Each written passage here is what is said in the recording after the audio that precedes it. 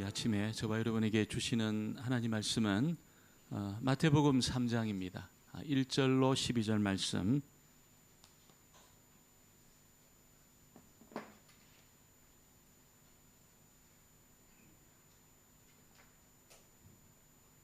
마태복음 3장 1절로 12절. 제가 한 절 여러분 한 절 이렇게 나누어서 말씀을 교독하겠습니다. 그때에 세례 요한이 이르러 유대 광야에서 전파하여 말하되 그는 선지자 이사야를 통하여 말씀하신 자라. 일러스되 광야에 외치는 자의 소리가 있어 이르되 너희는 주의 길을 준비하라 그가 오실 길을 곧게 하라 하였느니라.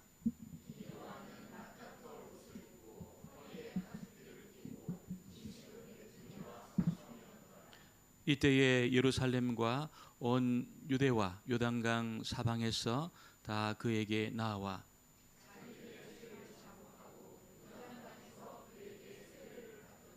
요한이 많은 바리새인들과 사두개인들이 세례 베푸는 데로 오는 것을 보고 이르되 독사의 자식들아 누가 너희를 가르쳐 임박한 진노를 피하라 하더냐.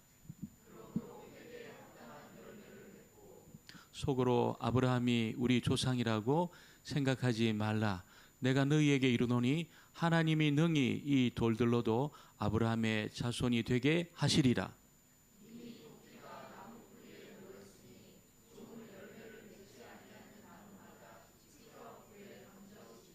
나는 너희로 회개하기 위하여 물로 세례를 베풀거니와 내 뒤에 오시는 이는 나보다 능력이 많으시니 나는 그의 신을 들기도 감당하지 못하겠노라. 그는 성령과 불로 너희에게 세례를 베푸실 것이요 손에 길을 들고 자기의 타작마당을 알곡은 모아 곳간에 들이고 쭉정이는 불에. 아멘. 우리 한번 인사합니다. 전후좌우로 복된 자리 잘 오셨습니다. 오늘도 주의 음성이 들려지고 또 저희들 주님의 분명한 뜻을 깨닫는 그런 시간이 되기를 원합니다. 오늘 참 마지막 주일이고 또 이번 주간이 또 2024년을 마무리하고 또 새해를 또 맞이하는 굉장히 중요한 그런 기간입니다. 그래서 이럴 때는 지금 내가 잘 가고 있는지, 지금 내가 어디로 가고 있는지 그것을 확인해 보는 그런 시간이 되어야 될 줄 믿습니다. 아무리 우리가 바쁘고 또 급하고 정신없이 살아왔을지라도 지금 내가 제대로 가고 있나, 지금 어디로 가고 있나 그걸 한번 점검하는 그런 시간이 또 그런 주간이 되기를 소원합니다.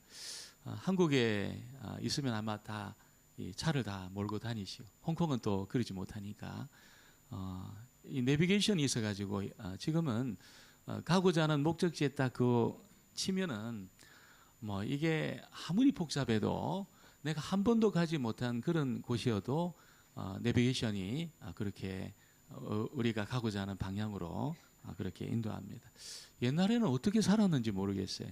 내비게이션도 없이 지도 보고 이렇게 막 찾아갔는데 몇 번 도로 참 그때는 굉장히 똑똑했던 것 같습니다. 지금은 내비게이션 없으면은 어디로 가야 될지도 모르는 그런 때가 됐습니다.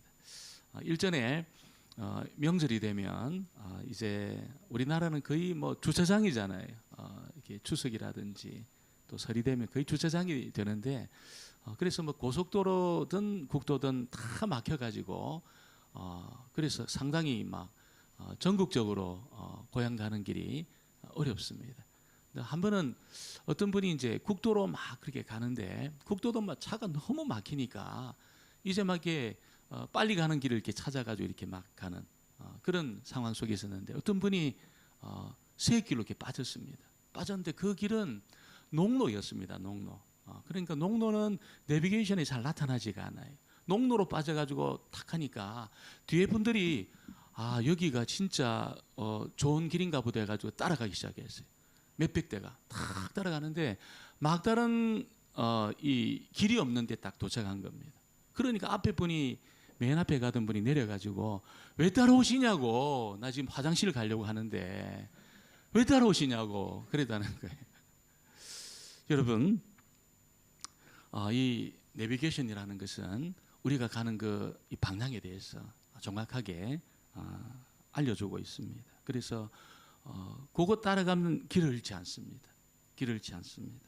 오늘 읽은 이 말씀에 등장하는 세례 요한이 마치 내비게이션과 같이 어떤 이 표지판과 같이 삶의 그 방향에 대해서 그렇게 지시해 주는 그런 역할을 우리에게 하고 있습니다.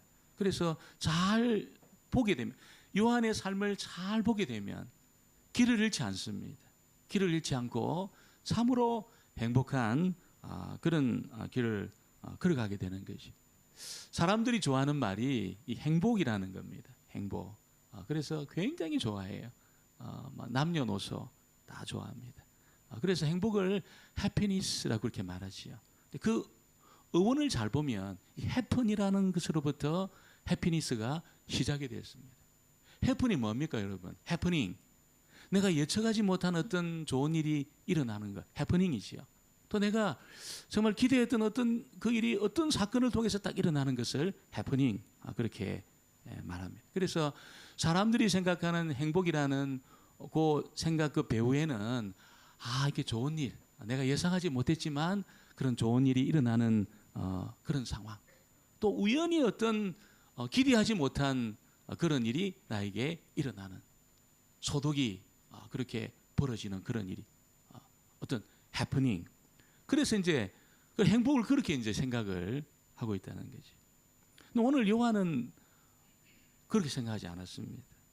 내가 원하는 일들이 더 잘 되어지고 또 내가 생각지도 못한 어떤 그런 일이 일어난다 하더라도 행복이 지속될 수 없다는 거예요. 내가 예상하지 못한 그런 좋은 일이 계속 되어지고 있잖아요.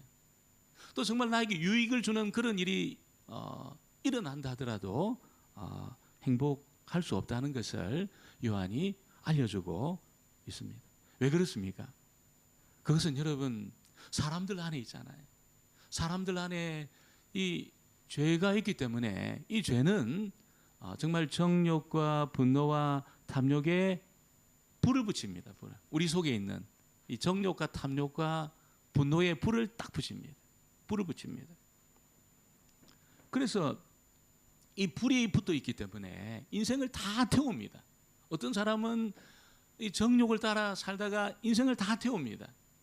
어떤 사람은 분노를 따라 살다가 인생을 다 태웁니다. 다 태웁니다. 그러지 않은 사람이 없어요.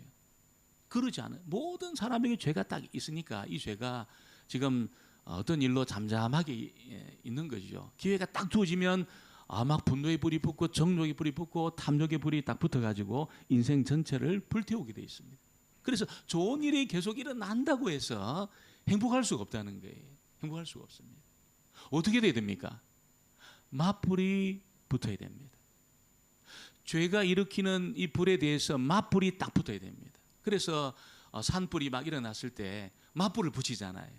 불이 막 일어나면 상당히 떨어진 거기에서 불을 붙입니다. 불을 붙여가지고 이 불이 전진하지 못하도록 그렇게 하는 것이 맞불입니다. 맞불. 여러분, 죄가 일으키는 분노와 탐욕과 정욕의 불에 대해서 있잖아요. 맞불이 붙어야 된다는 거예요. 맞불이. 요한이 그 이야기를 하고 있습니다. 맞불이 붙어야 되는데 이 불은 다른 불이 아니, 성령의 불입니다. 성령의 불. 성령의 불입니다. 성령의 불은 언제 붙습니까, 여러분? 언제 붙습니까? 막 열심히 하면 붙습니까? 성령의 불이 붙어야 됩니다. 여러분, 그 불이 붙게 되기를 주의 이름으로 축원합니다. 우리 안에 그 불이 붙어야 돼. 이 불은 여러분 막 나를 이렇게 뜨겁게 한다고 붙는 것이 아닙니다. 막 뜨겁게 하고 있잖아요. 막 어떤 분은 막 그냥 전에 보니까 이게 막 돈다는 거 이렇게 도는 거 이렇게 막 돌아요. 왜 도냐고 물어보니까 너무 세상이 답답하니까 내 뜻대로 되는 일이 없는데 내가 돌면 세상을 내가 돌릴 수 있다 생각한다는 거예요. 지만 도는데. 그래서 막 돈다는 거예요, 사람들이. 그런 사람도 있어요. 또 어떤 분은 하면서 있잖아요. 하면서 그렇게 요걸 주문을 자꾸 외우게 되면 이게 좋은 일이 일어난다는 거예요. 보세요. 실제로 제가 가오롱생에 살 때, 그 공원이 안에 있었어요. 근데 거기에 어떤 분이 한 대여섯 명이 모여가지고 옴 하면서 막 대여섯 명이 그러더라고요. 모여가지고 몸에 막 가려워, 제가 막 가려워가지고 있잖아요. 옴 하니까 옴이 붙는 것 같아가지고. 여러분, 그런다고 해서 무슨 불이 붙는 것이 아니에요. 이 성령의 불은 뭐 나를 뜨겁게 한다고 해서 열심을 낸다고 해서 붙는 것이 아니고, 내 안에 죄가 있다는 것을 인정을 해야 됩니다. 인정. 내 안에 진짜 내가 처리할 수 없는 이 죄가 있다는 것을 인정을 해야 합니다. 하나님 앞에 이 죄를 자백하고 있잖아요. 구체적으로 자백을 하고 하나님 앞에 굴복할 때, 여러분, 이게 불이 탁 붙습니다. 성령의 불이 붙습니다. 여러분, 저와 여러분에게 이 불이 붙게 되기를 주의 이름으로 축원합니다. 요한이 그 메시지를 들려주고 있는 겁니다. 요한은 여러분, 이 목표가 분명한 사람이었습니다. 분명한 목표가 있는 그런 사람이었습니다. 그래서 자기 인생을, 여러분, 이 그리스도를 가리키고 있잖아요. 마치 표지판처럼 여기로 가야 됩니다. 표지판처럼 사람들이 전부 자기를 주목했어요. 왜? 요한의 메시지가 대단했거든요. 요한의 외모도 특별했지만 요한의 메시지가 대단했어요. 사람들이 다 주목했습니다. 야, 저분이 메시아가 아닐까? 요한이 아니라는 겁니다. 나를 주목하지 말라는 거예요. 내가 가리키는 그분을 주목하라. 그러면서 그리스도를 그렇게 가리키는 그런 삶을 요한이 살았다는 거예요. 그래서 요한은 굉장히 자신을 심플하게 만들었습니다. 굉장히 심플하게 만들었습니다. 어떻게 만들었습니까? 낙타 털옷을 입었습니다. 그 당시 사람들도 옷으로는 해입지 않은 그런 옷감, 낙타 털, 이런 옷을 해입는 옷감이 아니에요. 이런 옷감으로 옷을 해입으면서 메뚜기도 먹고 석종도 먹었다는 겁니다. 4절을 같이 한번 보겠습니다. 4절 말씀을 같이 봅니다. 이 요한은 낙타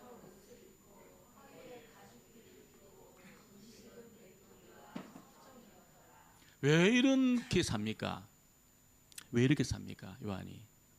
그는 강력한 메시지를 갖고 있던 사람이거든요. 수천 명의 사람들을 끌어모을 수 있는 능력 있는 사람이었습니다. 여러분, 간판 딱 내걸면 그는 정말 그 시대에 가장 큰 교회 만들 수 있는 그런 사람이었어요. 안 했습니다. 그런 일을 안 했습니다. 그리고 낙타털 입고 있잖아요. 메뚜기 먹고 석정 먹고. 왜 그랬습니까? 하나님이 먹는 것 때문에, 입는 것 때문에 우리 안 죽인다는 것을 보여주고 있는 겁니다. 사람들은 먹기 위해서 있잖아요. 막 입기 위해서 막 그 열심을 내고 살잖아요. 먹는 것 때문에, 입는 것 때문에 하나님 우리 안 죽인다, 이걸 보여주고 있는 겁니다. 보여주고 있는 것이죠. 요한이 말하는 행복은 남들보다 더 잘 먹고, 남들보다 더 잘 입고, 남들보다 더 잘 사는 거기에 있지 않다는 거예요. 그래서 메뚜기 먹고 석청 먹고 낙타털로 입고 그렇게 요한이 살았습니다. 정말 하나님 앞에 돌이키고 있잖아요. 하나님 주시는 그 은혜를 경험하고 살아낼 수 있다는 거예요. 살아갈 수 있다는 겁니다. 먹는 것을 위해서 열심히 우리가 세상 사람들이 살고 있지만 우리를 그것 때문에 죽이지 않는 분이기 때문에 우리의 시선을 거기에 두지 않고 하나님에게 두고 산다면 살아낼 수 있다는 거예요. 살 수 있다는 것을 요한이 보여주고 있습니다. 세상의 눈으로 보면 어떻습니까? 요한이 절대로 행복할 수 없는 사람이에요. 무슨 집이 있습니까? 무슨 옷이, 제대로 된 옷이 있습니까? 제대로 된 음식이 있습니까? 뭐 그냥 세상의 눈으로 보면 실패자 중에 실패자예요. 그럼 하나님은 어떻게 보았습니까? 최고였다는 거예요. 요한이 지금까지 오고 간 어떤 선지자, 어떤 하나님의 사람들보다도 요한은 최고의 삶을 살았던 행복한 그런 사람이었다는 것을 예수님이 알려주었습니다. 어떻게? 하나님이 왜 이 요한을 그렇게 가장 행복한 사람이라고 그렇게 말씀했을까요? 그것은 다른 것이 아닙니다. 요한의 삶의 목적이 분명했습니다. 그가 사는, 여러분, 삶의 이유가 분명했습니다. 왜 사람들이 방황합니까? 어디로 가야 될지를 모르는 거예요. 무엇을 해야 될지를 모르는 겁니다. 내가 왜 이 땅에 태어났는지 몰라요. 열심히 살면 된다는 겁니다. 열심히 살다가 사람들이 아니다, 그 방향이 아니다, 그러면 돌아가서 또 열심히 갑니다. 어디로 가야 될지를 모르는 거예요. 어디를 가야, 무엇을 해야 될지를 모르기 때문에 사람들이 방황을 하고 있습니다. 어떻게 하면 사명을 우리가 발견할 수 있을까요? 어떻게 하면 우리가 가야 될 그 방향을 우리가 찾을 수 있을까요? 오늘 요한이 알려주고 있습니다. 그것은 다른 것이 아닙니다. 그리스도를 드러내는 삶을 산다면, 그리스도를 가리키고 있잖아요. 예수 그리스도를 정말 내 인생을 통해서 드러내는 그런 삶을 산다면 이 사명을 알게 될 것이고 삶의 방향을 잃지 않게 될 것이라는 것을 알려주고 있습니다. 공부를 해도 사업을 해도 내가 더 많이 벌어야지. 근데 여러분 그 방향이 있어야 되잖아요. 왜 법니까? 왜? 많이 물려주려고 법니까? 여러분 그것이 복이 될지 어떻게 합니까? 많이 물려준다고 복이 되는 것이 아니에요, 여러분. 절대로 그렇지 않습니다. 많이 모아가지고 많이 벌어가지고 막 내가 쌓아두겠다. 내가 물려줘야 되니까. 그게 자녀들에게 복이 안 될 수도 있습니다. 안 될 수도 있습니다. 그것 때문에 형제간 의가 다 깨지고 있잖아요. 제가 보니까 한국에 있을 때. 그 재산 때문에 싸워가지고 형제 간의 의가 다 들어지고. 차라리 안 물려주는 것이 더 좋을 수도 있습니다. 더 좋을 수도 있어요. 저희 어머니는 저희 형제 7남매인데 아버님은 좀 일찍 돌아가셨는데 돌아가실 때 딱 3만 원 물려주셨습니다. 3만 원 다 서시고 있잖아요. 3만 원 다 우리 큰형님 그 막내딸한테 딱 물려주고 돌아가셨어요. 형제간에 싸울 일이 없는 겁니다. 이 3만 원 가지고 싸울 일이 없는 거예요. 여전히 여러분 이게 뭐 그것 때문에 아무도 의가 상하지 않았어요. 3만 원 왜 나한테 안 주냐 이런 형제들이 아무도 없었습니다. 여러분 왜 버는지 목적이 분명하셔야 됩니다. 분명하셔야 돼요. 내가 왜 이 홍콩 땅에 살고 있는지 목적이 분명하셔야 됩니다. 우리가 그리스도를 온전히 드러낼 수 있게 되기를 주의 이름으로 축원합니다. 그래야 방하지 않습니다. 방하지 않아요. 공부를 해도 사업을 해도 요한처럼 그리스도를 드러낼 수 있다면 내 인생의 방향을 잃지 않게 될 것입니다. 요한 오늘 두 번째 보니까 그의 메시지가 분명했습니다. 우리 2절을 볼까요? 2절 말씀을 같이 보겠습니다. 회개하라 천국이 가까이 왔느니라 하였으니. 회개하라 이렇게 메시지. 좀 따뜻하게 있잖아요.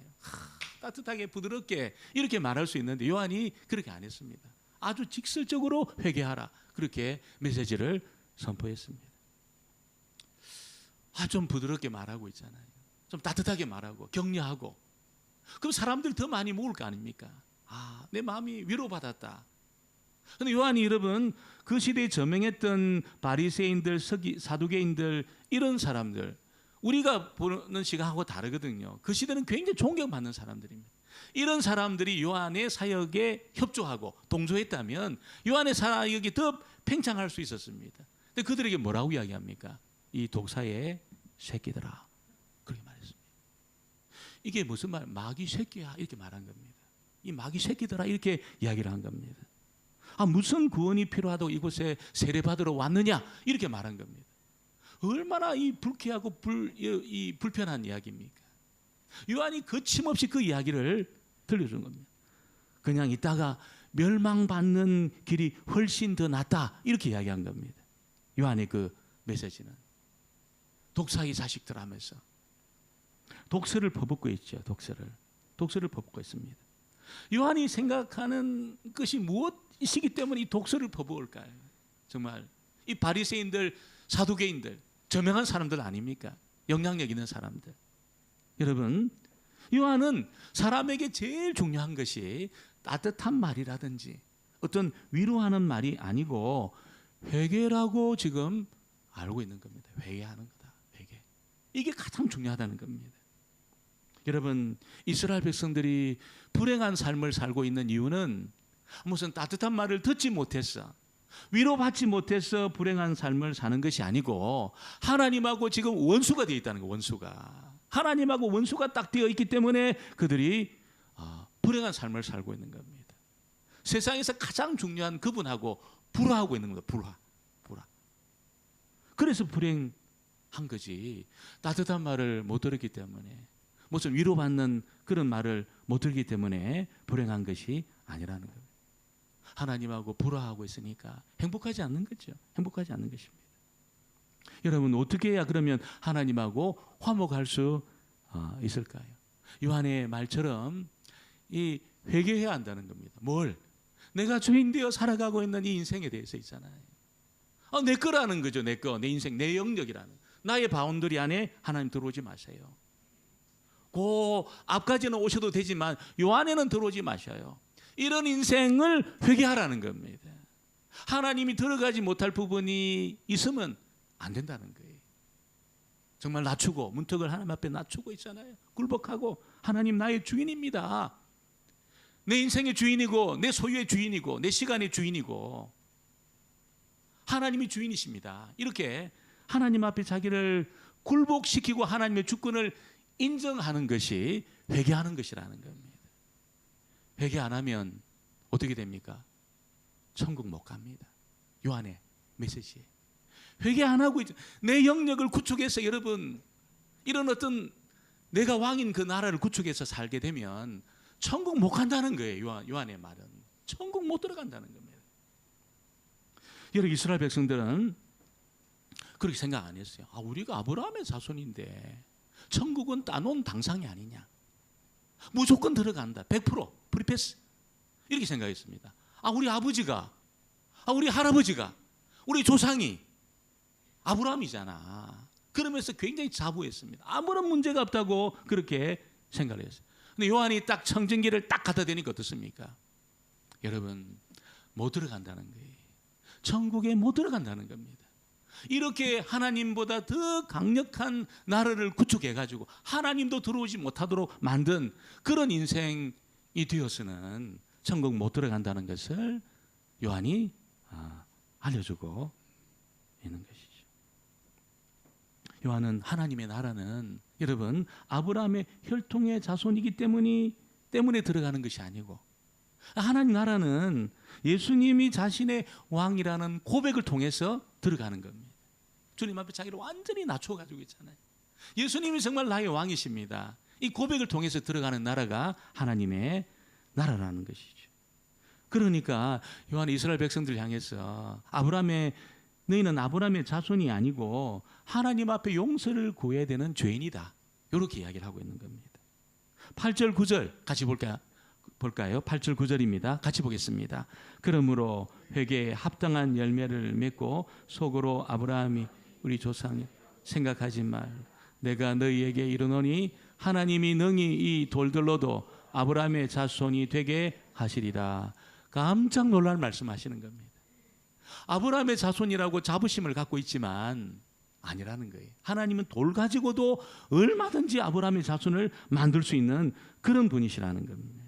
그래서 하나님 백성답게 살지 못한 그런 부분에 대해서 회개하고 회개에 합당한 열매를 맺는 그런 삶을 살 것을 지금 도전하고 있는 것이죠. 여러분, 이게 영원히 주어지는 기회가 아니라는 겁니다. 영원히. 굉장히 여러분 긴급하고 굉장히 절박한 그런 때라는 거예요. 왜 그렇습니까? 예수님이 오시든지 우리가 가든지 인생이, 여러분, 이게 막 영원히 지속되는 것이 아니라는 겁니다. 오늘도 제가 그 무안에 일어난 그거 보고 깜짝 놀랐어요. 이게 남 이야기가 아니에요. 우리도 여러분 한국 가면 다 비행기 타고 와야 되고 그렇잖아요. 그렇잖아요. 우리 집안 찬양 인도하면 기도할 때 무슨 일이 어떻게 일어날지 모른다. 제가 깜짝 놀랐어요. 오늘 여러분, 그런 일이 무안이 뭐 그렇게 제가 살았던 데하고 멀지 않는 곳에 있었습니다. 멀지 않는 곳에 있었습니다. 그런 일이 일어날지 어떻게 압니까, 여러분? 어떻게 압니까? 그래서 여러분, 예수님이 안 오면 내가 가야 됩니다. 내가 갈 시간이, 여러분, 이렇게 시간적으로 보면 이게 얼마 남지 않은 거예요. 얼마 남지 않았어요. 여러분, 뒤로 딱 돌아보면 10년 훌딱 지났습니다. 10년 금방 지나갑니다. 두 번 돌아보면 20년 딱 지나갑니다. 제가 딱 두 번 돌아보니까 22년이 지났어요. 22년이. 홍콩에 온 지가 22년, 딱 두 번 돌아왔는데 22년 지났습니다. 앞으로 그럴 겁니다. 시간이 길지 않습니다. 요한이 굉장히 절박한 심정으로 정말 우리의 이 기회라는 것이 영원하지 않다는 것을 알려주고 있는 것입니다. 10절에 보면 이미 도끼가 나무 뿌리에 놓였으니 좋은 열매를 맺지 아니하는 나무마다 찍어 불에 던지우리라. 한국에 가면 산에 야산에 있잖아요. 이 소나무에 빨간 페인트로 칠한 나무들이 있어요. 빨간 페인트로. 왜 그렇게 나무를 빨간 페인트를 칠하냐면 이 나무는 나무로서의 기능을 못한다는 거예요. 딱 치는. 무슨 병이 들었다든지 나무로서의 어떤 기능을 못하고 유익을 못하. 다 빨간색 칠해 놓습니다. 그리고 때가 되면 다 뵭니다. 다 베요. 크든 작든 다 뵭니다. 다 뵭니다. 이런 나무는 기회가 없는 겁니다. 우리는 어떻습니까? 우리에게는 기회가 있는 줄 믿습니다. 아직 기회가 있습니다. 기회가 있습니다. 그 기회는 다른 것이 아니고 하나님의 말씀이 내 귀에 딱 들려지면 이게 주님의 음성으로 내 귀에 들려지는 그때 기회가 있는 겁니다. 아직 기회가 있어요. 우린 기회가 있어요. 빨간 칠한 나무는 기회가 없지만 우리에게는 기회가 있습니다. 그렇구나. 이 인생이 영원하지 않구나. 견고하지 않구나. 내가 내 나라를 구축해서 사는 이것이 안전하지 않구나. 내가 하나님 앞에 굴복하기 전까지는 안전하지 않구나. 여러분, 하나님의 선포되는 말씀을 듣고 그 말씀이 들리고 있다면 아직 기회가 있는 겁니다. 기회가 있습니다. 그런데 말씀을 듣지만 돌이키지 않는다면 우리 마음이 더 딱딱해질 가능성이 많아요. 돌같이 우리 마음이 다 굳어져 가지고 있잖아요. 그렇게 남은 시간을 살아갈 가능성이 많다는 것입니다. 오늘 여러분 하나님 앞에 우리 마음을 부드럽게 하기를 주의 이름으로 축원합니다. 부드럽게 하시고 기경하시고 다 기경하시고 말씀 앞에 자기를 낮추시고 하나님 앞에 낮추시고 여러분 그래서 하나님 내 인생을 이끌고 가시도록 열매가 맺히는 그런 삶이 되도록 하나님 앞에 나를 내어드리는 저와 여러분 되어지기를 주의 이름으로 축원합니다. 오늘 세 번째는 이 요한이 그리스도를 만나라고 우리에게 도전을 하고 있습니다. 제가 오늘 이 말씀을 보면서 목회자로서 깜짝 놀란 부분이 뭐냐면 요한이 있잖아요. 그 강력한 메시지를 통해서 수천 명의 사람들이 모여들었거든요. 요단강에 세례받으려고. 바리새인들, 사두개인들, 제사장들, 로마 군인들 다 누가복음 같은 데 보면 다 나왔습니다. 여러분 그 정도 되면 간판 딱 걸면 수천 명 모이는 교회를 만들 수 있습니다. 이 요한 앞에 이 정말 절박한 심정으로 나와가지고 여러분 세례 받겠다고 회개하고 나오는 그런 사람들이 수천 명이잖아요. 수천 명. 간판 걸면 교회 만들 수 있습니다. 기관 만들 수 있습니다. 만들 수 있습니다. 근데 요한은 안 그랬습니다. 깃발 안 들었습니다. 깃발 안 들었습니다. 여러분 사람들이 자기를 주목하지 못하게 했습니다. 이 위대한 메시지로 사람들이 환호하고 그렇게 따르는 그 사람들 인기 절정의 상황 속에 자기를 주목하지 못하도록 그렇게 했습니다. 저는 대단한 정말 사역자라고 생각합니다. 얼마나 많은 사람들이 얼마나 많은 목회자가 스타 목회자가 되면 스타 목회자 스타입니다. 스타. 여러분 얼마나 그런 스타들이 많은지 몰라요. 한국 가면 이 스타 저 스타 여러분 김스타 박스타 최스타 얼마나 많은지 몰라요. 너무 많아요. 두렵고 떨림으로 절대로 그러면 안 됩니다. 반드시 여러분 자기를 여러분 주목하도록 만들면 안 됩니다. 그리스도를 주목하도록 해야지요. 그리스도를 주목하도록 해야죠. 요한처럼. 그 요한은 표지판 같은 역할을 한 겁니다. 나를 주목하지 말라는 거지요. 그리스도를 주목하라는 겁니다. 그러면서 자기는 굉장히 단순하게 만들었습니다. 굉장히 심플하게 만들고 치장하지 않았습니다. 여러분 말이나 외모로 자기를 치장하지 않고 자기를 굉장히 단순하게 만들었습니다. 헷갈리게 하지 않았어요. 다 사람들이 메시아가 아닙니까? 이렇게 할 때 내가 그런 말은 못하지만 막 그렇게 말하는 사람들이 있더라고. 이렇게 하면서 애매하게 말 안 했습니다. 나는 메시아가 아니다는 거예요. 명확하게 자기 선언을 했다는 겁니다. 자기는 그분에 비하면 신발끈 풀기도 감당치 못하는 그런 사람이라는 겁니다. 누가 신발끈을 묶고 풉니까? 가장 낮은 사람이 묶고 풉니다. 자기를 그렇게 이제 하나님 앞에 그렇게 생각하고 사람들에게 자기 그렇게 소개한 겁니다. 나는 그분에 비하면 신발끈도 풀지 못하는 그런 낮은 사람이라는 거예요. 이걸 정확하게 알려준 겁니다. 애매하게 말하지 않고 있잖아요. 그러면서 여러분 그가 가르치는 예수님은 여러분 불과 성령으로 세례 주시는 분이다 이렇게 말합니다. 11절을 같이 보겠습니다. 11절 말씀을 같이 봅니다. 나는 너희로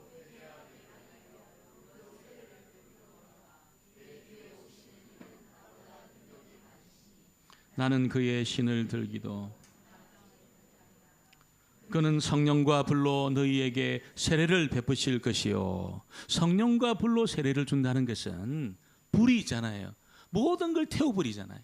물론 물을 가지고도 그렇게 깨끗하게 할 수 있지만 어느 부분은 안 됩니다. 불로 녹여가지고 그렇게 찌꺼기를 제거해야 됩니다. 불로 녹여가지고 무슨 이 금이라든지 은이라든지 100% 순수한 그런 순도 100%의 은이나 금을 캐기 위해서는 완전히 여러분 그걸 막 불 속에 막 집어넣어야 됩니다. 불순물 제거해야 됩니다. 불은 그런 역할을 하지. 여러분 그래서 성령이 임하면 있잖아요. 성령이 우리에게 찾아오시면 우리를 기경합니다. 우리를 녹입니다. 기질과 성품과 본질까지도 어떻게 보면 이렇게 막 녹여버려요. 녹여버립니다. 예수님이 이걸 추수라고 이야기하셔요. 추수라고 이야기합니다. 이 세상은 성령을 받은 자와 성령을 받지 못한 자로 딱 나누어지게 될 겁니다. 성령을 받은 자와 성령을 받지 못, 애매하게 성령을 받을 만하다가 안 받을 그게 아니고 성령을 받은 자와 받지 못한 자로 딱 나누어지게 될 겁니다. 추수라는 겁니다. 이걸 추수라고 그렇게 설명을 하고 있습니다. 시골 같은 데 추수할 때 키질 하잖아요. 키질 다. 근데 처음에 이게 쭉정인지 알곡인지 몰라요. 키질을 막 하면 어떻습니까? 쭉정이는 날아갑니다. 알곡이 남아요. 알곡이 남아요. 그래서 알곡은 모아가지고 여러분 곡간에 넣고 쭉정이는 땔감으로 사용해요. 땔감으로 사용합니다. 예수님이 여러분 알곡을 모을 때 어떻게 하십니까? 알곡을 모을 때 키질하셔요. 키질하시고 처음에 어떻게 합니까? 하나님 말씀으로 책망합니다. 책망. 하나님 말씀으로 딱 책망하셔요. 그 내가 있잖아요. 하나님 앞에 내가 내 인생의 문제를 풀 수 없는 이 절망이구나. 그걸 느끼게 하십니다. 나는 괜찮은 사람이야. 이 정도면 난 괜찮아. 그게 아니고 있잖아요. 절망을 느끼게 합니다. 절망을. 이 기질하는 거거든요. 완전히 절망케 합니다. 절망케 해요. 야, 이게 내 힘과 내 실력으로 인생의 문제를 풀 수 없구나. 이거 하나님 어떡합니까? 여러분 하나님 앞에 절망을 느끼게 해요. 한 말씀이 들려지고 말씀이 선포되는 여정 속에 한 기절하셔요. 책망하셔요. 죄를 책망하고 여러분 얼마나 내가 하나님 앞에 정말 은혜가 아니면 내가 소망이 없다는 것을 알게 합니다. 알게 합니다. 근데 여러분 그 알곡을 만들 때 하는 일입니다. 그래서 그걸 알곡들은 그 책망을 듣고 주님 앞에 굴복해요. 다 굴복해요. 나는 내 실력과 내 힘과 내 경험으로 내 인생의 문제를 풀 수 없습니다. 하면 은혜 주셔야 됩니다. 굴복해요. 여러분 죽정이는 어떻습니까? 불쾌하게 생각합니다. 굉장히 불쾌하게 생각합니다. 한 말씀으로 책망할 때 기분 나빠합니다. 굉장히 불쾌해요. 말씀이 튕겨나갑니다. 탁 튕겨나가요. 말씀이 들어와야 역사가 일어나거든요. 말씀이 작동되어서 우리를 기경하는데 여러분 죽정이는 어떻습니까? 말씀이 선포되고 들려질 때 기분 나빠요. 불쾌하게 생각합니다. 말씀이 안 들어와요. 그러나 하나님이 쓰신 알곡은 어떻습니까? 책망할 때 있잖아요. 말씀이 나를 책망할 때 거꾸로집니다. 아버지 은혜가 아니면 난 소망이 없는 자입니다.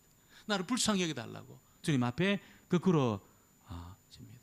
그때 하나님의 성령이 물부터 부어지는 그런 일을 행하시죠. 그런 일을 행하셔요. 우리의 인간의 말로 성령이 임하는 것을 다 설명 못해요. 그래서 제가 배울 때는 이게 예수 믿는 순간에 성령이 그렇게 임하는 거다. 성령이 아니고 어떻게 우리 예수를 믿냐? 예수 믿는 순간에 성령이 임한 거 이렇게 이제 배웠어요. 물론 그때 성령 역사가 일어나죠. 그러나 하나님의 성령이 너무나 놀라운 분이셔요. 너무나 신비한 분이셔요. 내가 하나님 앞에 굴복하고 나를 쳐서 복종하고 주의 은혜가 아니면 난 소망이 없다는 것을 인정할 때 있잖아요. 하나님의 성령이 물부터 부어지는 그런 사건이 일어납니다. 왜냐하면 제자들이 다 성령으로 말미암아 예수 믿은 사람이거든요. 근데 예수님이 부활하시고 나서 성령 받으라 하면서 숨을 내쉬며 성령 받으라 하잖아요. 아니 성령으로 말미암아 예수 믿은 제자들이 무슨 성령 받을 필요가 있습니까? 근데 성령 받으라고 숨을 내쉬면서 요한복음에 보면 성령 받으라 하면서 말씀하셔요. 성천하시기 전에 성령을 기다리라는 거예요. 예수 믿고 여러분 성령으로 예수 믿은 그 제자 숨을 내쉬며 성령을 부어주신 이 제자들에게 성령이 임할 테니까 성령 기다려 이렇게 말해요. 이해가 됩니까 여러분? 어려워요. 하나님의 성령이 여러분 한 번 임하고 끝나는 것이 아니라는 겁니다. 사도행전을 보면 내가 성령으로 예수 믿었지만 여러분 그 하나님 앞에 나를 굴복시키고 그래서 하나님의 성령이 나에게 부어지는 이 놀라운 체험들이 있잖아요. 이게 눈에 보이는 세상이 다가 아니구나. 이게 다가 아니구나. 하나님의 위대한 하나님이 경영하시는 세상이 있구나. 이걸 다 경험할 때 있잖아요. 역사 일어나는 겁니다. 여러분 오늘 저와 여러분도 요한이 가르친 그 그리스도를 바라볼 수 있게 되기를 주의 이름으로 축원합니다. 그리고 주님이 들려주신 그 말씀 나를 책망하든 혹은 나를 비판하든 나에게 말씀으로 매질하든 여러분 튕겨나가지 마시고 그 말씀을 아멘으로 받아들이셨어. 말씀이 작동되었어. 여러분 알곡으로 빚어지는 저와 여러분의 인생이 되어지기를 주의 이름으로 축원합니다. 기도합니다. 하나님 아버지 정말 이 한 해가 마무리되고 새해가 시작되는 너무나 중요한 이 한 주간 오늘 세례 요한이 가르치는 우리의 행복을 위한 유일한 길이신 그리스도를 만나고 또 예수님이 부어주시는 성령의 임재를 경험하였사 저희들 참으로 행복한 그 길을 걸어가는 하나님의 사람들 다 되게 주옵소서. 예수님의 이름으로 기도합니다. 아멘. 찬송 96장입니다. 찬송가 96장 찬양합니다.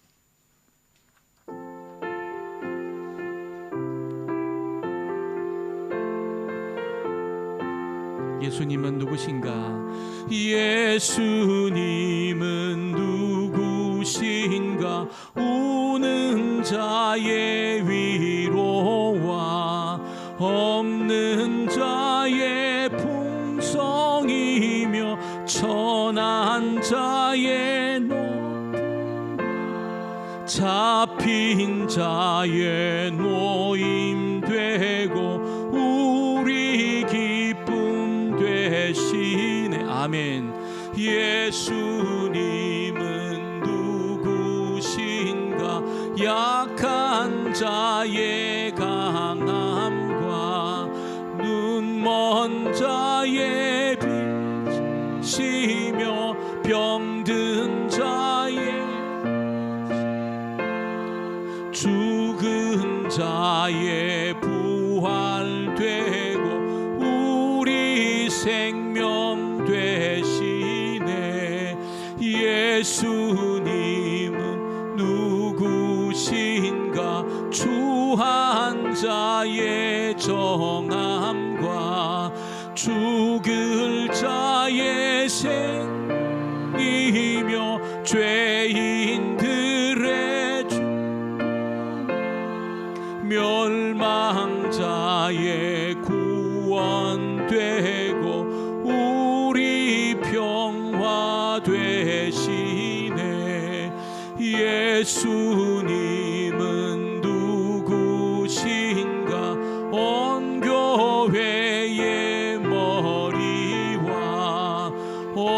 세상의 시며 모든 왕의 왕 심판하실 주님 되고 우리 영광 되시네.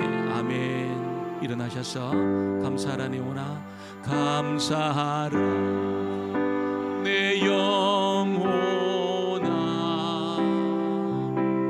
감사하라 내 영혼아 내 속에 있는 것들아 다 감사하라.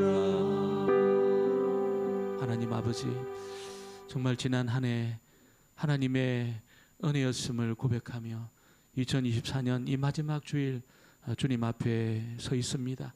하나님께서 사랑하는 죄 백성들을 그 은혜의 장종에 꼭 붙잡아 주셨어. 인생을 살아가는 동안 길을 잃고 방황하는 자 한 사람도 없게 하시고, 또 그리스도를 바라보고 또 그리스도를 가르치는 저희들의 삶이 꼭 되어지기를 소원합니다.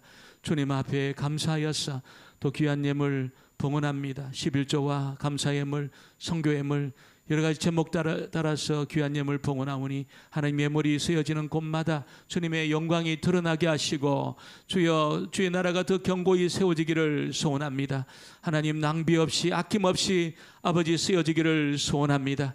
드리는 손길마다 주께서 복의 복을 더하시고 이 땅을 사는 동안 물질 때문에 고민하거나 걱정하는 일이 없이 아버지 누르고 흔들어 넘치도록 채워주시는 그 주님의 은혜로 나누고 베풀어도 쓰고도 주를 위해 쓰고도 남음이 있는 그런 삶 살게 하여 주시옵소서. 예수님의 이름으로 기도합니다. 아멘. 아멘. 몇 가지 교회 소식을 전합니다. 예배 오신 분들을 환영하고 또 예수님의 이름으로 축복합니다. 많은 분들이 지금 연말을 맞이해서 고국 땅으로 그렇게 귀국해 있습니다.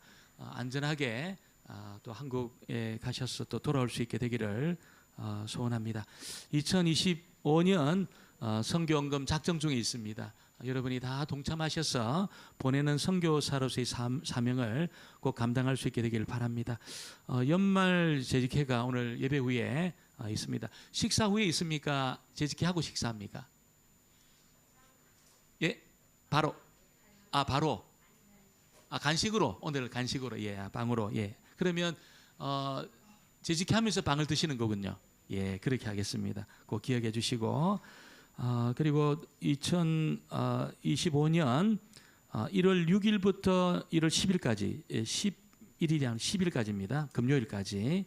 이거 체크를 못했네요. 10일까지 우리가 신년 특별 기도회가 진행이 됩니다. 올해는 좀 저녁 시간에 여건과 상황들이 허락하는 대로 또 가장 많이 나올 수 있는 그런 시간대를 좀 정했습니다. 저녁 시간에 우리가 주님 앞에 한 해를 올려드리면서 우리 좀 기도회를 가지려고 합니다. 여러분이 시간 조절을 좀 해주시고 이 시간 다 나오셔서 함께 우리가 기도함으로 2025년 또 앞서 행하신 하나님을 꼭 경험할 수 있게 되기를 바랍니다. 오늘 너무너무 귀한 분들이 그렇게 방문해 주시고 또 이렇게 예배 참석해 주셨습니다. 여행 중에 잠시 방문한 귀한 가정이 있습니다. 제가 호명하면 일어나 주시기 바랍니다. 우리 강성근 집사님 가정인가요? 황하은 집사님 가정 일어나 주시면 아이들까지 예 박수하겠습니다. 잘 오셨습니다. 예, 이렇게 여행 중에 예배 드리는 분은 참 믿음 있는 분들입니다. 좋은 교제 시간 좀 갖게 되기를 바랍니다. 또 우리 지수가 아마 한국에서 들어왔는데 지수 한번 일어나면 박수하겠습니다. 예, 반갑습니다. 예, 너무 반갑습니다.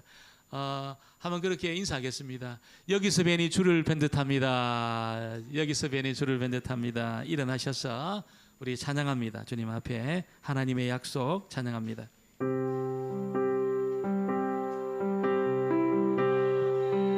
너에게 복을 주시기를 원하며 기시기를 원하시며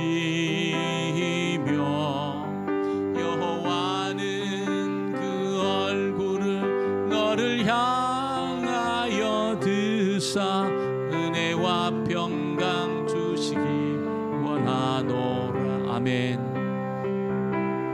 너를 보배롭고 존귀하게 여기시는 하나님이 내 삶 속에서 이 약속을 신실하게 이루시리. 땅에 기름진 것으로 하늘에 신령한 것으로 너를 복주시고 지키실 하나님이 너의 영혼 잘 되도록 은혜 베푸시며 평강으로 인도하시리. 제가 축도하면 여러분이 5분 이상 인사하시기 바랍니다. 또 우리가 바로 이제 또 재직회가 진행되기 때문에 인사하고 그렇게 모이도록 하겠습니다. 기도합니다. 여호와는 내게 복을 주시고 너를 지키시기를 원하며 여호와는 그 얼굴을 내게 비추사 은혜 베푸시기를 원하며 여호와는 그 얼굴을 내게로 향하여 드사 평강 주시기를 원하노라. 지금은 우리 구주 예수 그리스도의 은혜와 아버지 하나님의 극진하신 사랑과 성령님의 교통하심과 위로하심과 충만케 하시는 그 은혜가 우리 주님 만나 참으로 행복한 삶을 살기를 소원하며 돌아가는 사랑하는 주의 권속들 머리 위에와 저들의 가정과 일터와 사랑하는 자녀들 머리 위에 지금부터 영원토록 함께 있을지어다. 아멘. 아멘.